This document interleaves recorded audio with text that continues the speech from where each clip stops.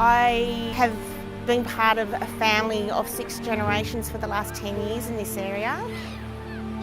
I've watched the bay deteriorate over the 5 years that the farms have been in.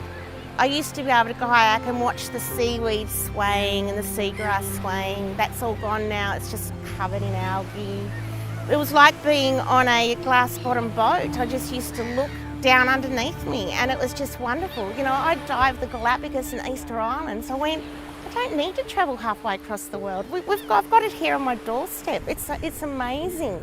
The water's so clear, the fish life is abundant, and the seagrass and the seaweeds are just, you know, different colours and just beautiful. And we're losing all that now.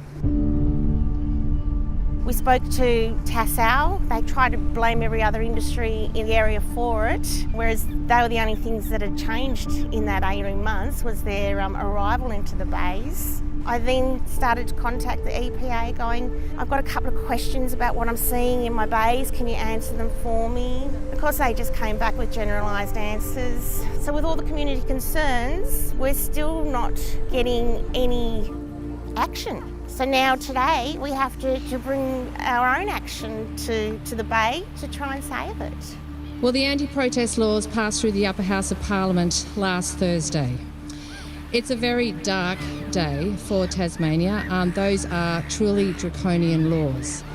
But I couldn't think of a better thing to do on a Saturday morning than to wake up and go to a protest with you, because collective action is the best antidote to those laws.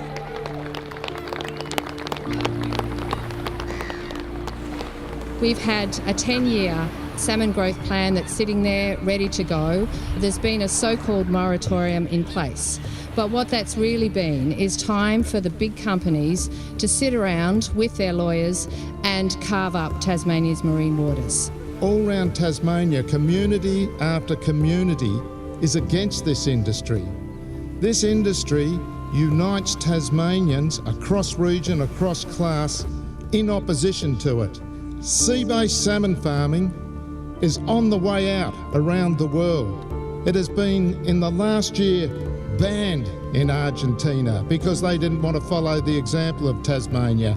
Banned in the Falkland Islands. It's being phased out in Canada. Land-based salmon farming is the future.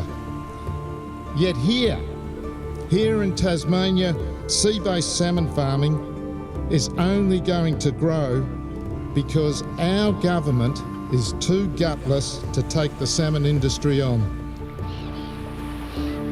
We would like to see the removal of these pens. They're not suitable for the area. Even people in the industry look at the area and go, it's not suitable, it doesn't flush. It's 10 kilometres inland from the open ocean. So there's no tidal flow and it's got nowhere to go, and then it just creates these awful algal blooms which then rot down, cover the beds of the seagrass and the seaweed and kill them off. Come down here and see this for yourself.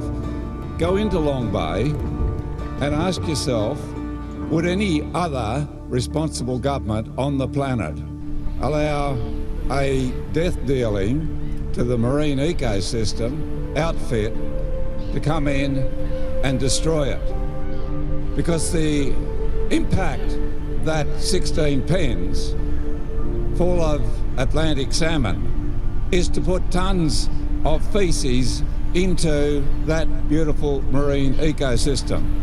And the long-term result of that noise, light and fecal pollution in that beautiful little cove is death for the marine ecosystem.